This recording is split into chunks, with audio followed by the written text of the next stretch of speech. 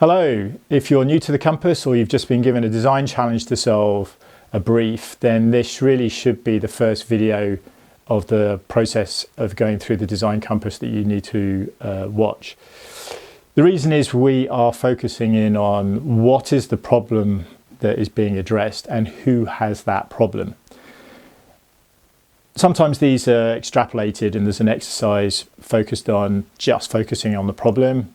We've combined them in this video because they are inextricably linked. People have problems. What is the problem that you're going to solve?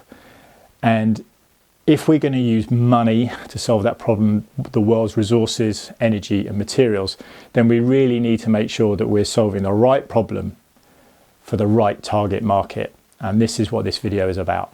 Ideally, we want to be solving real problems.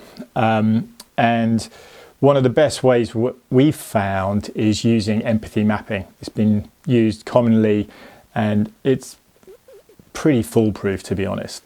It's about really understanding your target customer and learning what their problems are. So you have to start somewhere. Now, you've probably been given a brief or you've identified a problem you yourself are having or your company's target market who you currently sell to are having. It's very hard doing these videos because the people watching will have a variety of problems, from service-led to product-based. So I appreciate that what we're saying here may come across as quite generic, but I'm going to try and focus in on the process. So let's start with identifying who has given you the brief. Who is it that you've identified has a problem? And let's go and talk to them. Let's go and literally learn what it is. So an empathy map is literally listening to what your customers, your target market, are saying about the problem that they have. Now, it's very important when doing this empathy mapping that you don't lead questions. You are literally just listening and taking notes. We suggest that you really segment your notes into many different pages and segments so you can easily add to different columns and lists. So you want to be talking to them and listening to what they say about the problem, not what just what the problem is, but then what is it that they then go and feel? How does that problem make them feel? And that's really important. So you may need to sort of prompt questions, really ask some challenging questions to really understand how they feel about it. And once you've understood that, try and segment what it is that they do about solving that problem. What is the activity that they undertake now to solve that problem? And list that out. And then you circle back to what do they think about their solutions? What is it they think that they've done right? What do they think could be better? What do they think has now manifested itself within the problem? Has a problem got worse or has it got better? So you can continually go around that empathy mapping, and there's on the Design Compass website, there are links to resources that help you with learning more about empathy mapping, but that's really the core of how you can literally listen to your customers and find out what it is that they say, what they feel, what they do about the problems, and what they think about their solutions and what could be done better. So now that you've identified a real problem in your target market, actually, who else could have that problem? When you're listening to the feedback from the people you've been engaging with, it may be that they're not actually the target market. It may be that you as the designer, entrepreneur, business person will look at that and go, do other sections of society face the similar problem? And if they do, are they doing the same thing? And does it make them feel the same way? So we strongly advise that you take a bit of a step back and look at who else could be impacted by this problem. And by listening to the first group that you've interviewed and listened to, you'll often hear about other people that aren't quite identifiable with them, so you can go and make up another cohort of people you could go and interact with. Now, in design circles, what then happens is the great fun part. Actually, it's one of the best parts of designing. You take that feedback and you want to reframe the problem as much as you can, and there's a lot of work done, especially if you were going to research design processes like the double diamond, for example. And if you're a student of design, you'll be very familiar with this. But really what you're trying to do is listen to that feedback, and then is there a way you could take elements of that problem and reframe it into different questions? And I'm going to give a bit of an example later on. But once you've reframed the problem, you can then answer that problem by asking questions such as, how might we solve this? How might that customer act differently? How might we use energy better? How might we, etc. And the how might we questions is all about what sort of brainstorming, thinking through ideas. And it's a good fun part of design, lots of post-it notes on whiteboards. And really what you're trying to do there is really expand your thinking as to reframing the question and the problem you've got. But what you actually want to get down to is you want to set a challenge. Designers, entrepreneur, business, when if you're creative and you're an engineer or you're trying to solve a problem, you want to get out of bed in the morning trying to solve a challenge, not try and wake up in the morning and go and face a problem. And if you can turn the problem into a design challenge, you'll bring your team with you. It's a lot easier to manage.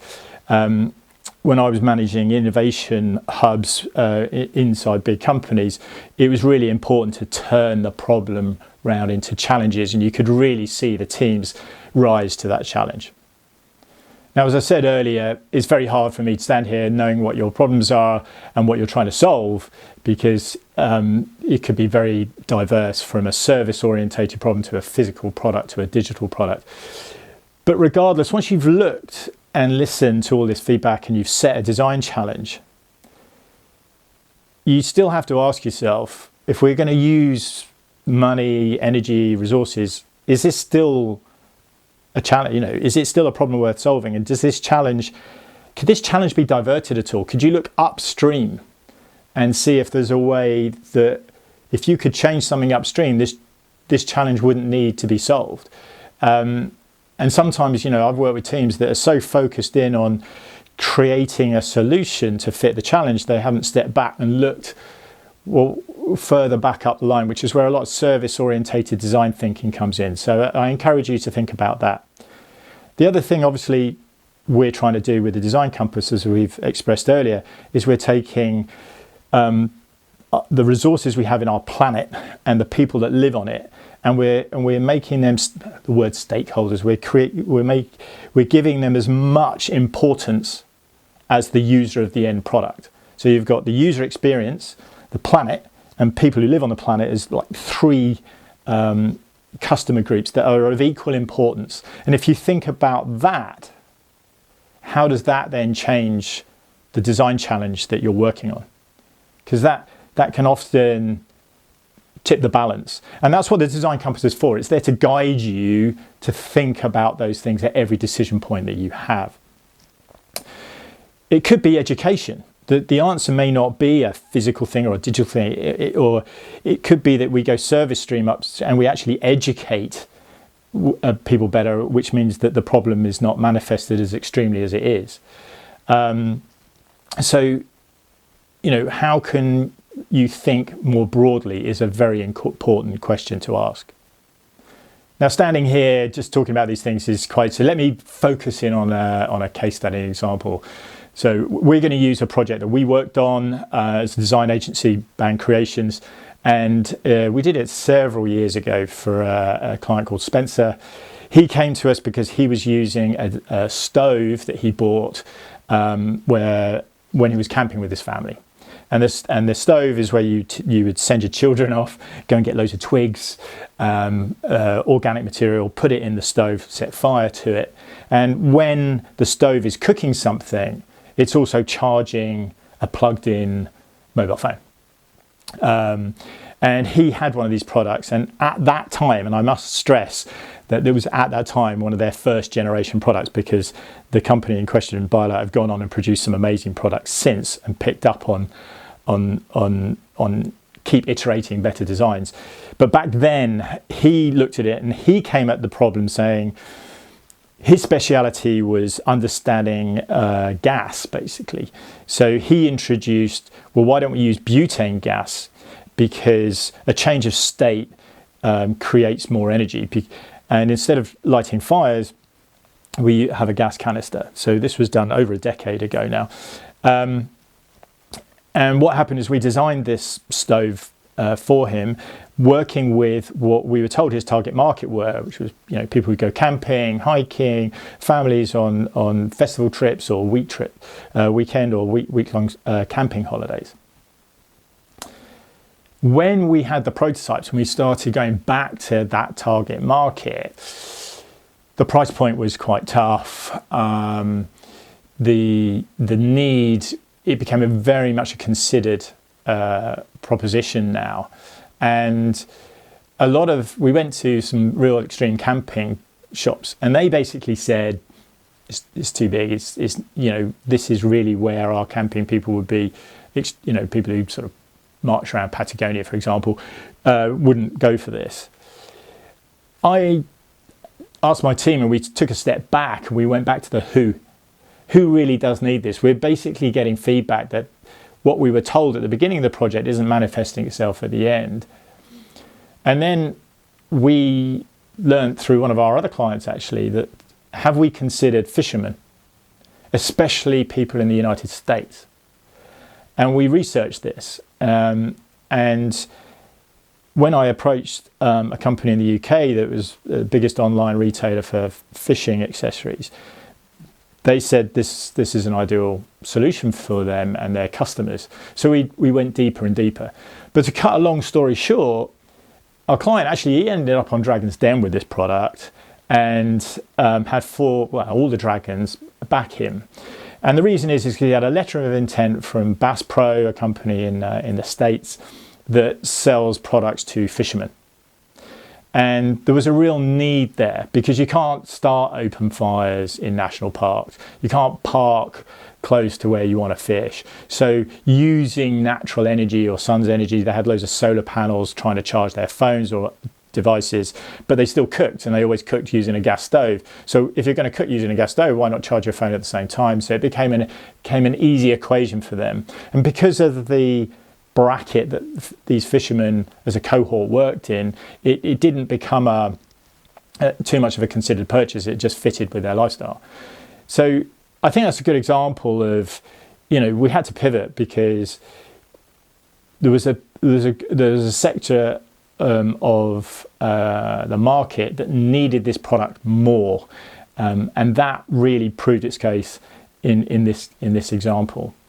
So to sum up, really, you really need to think about who has the problem, listen to what they say, how it makes them feel, what they do about it, and what they think about their solutions, and if the problem still exists. And then test lots of different market groups, lots of different cohorts.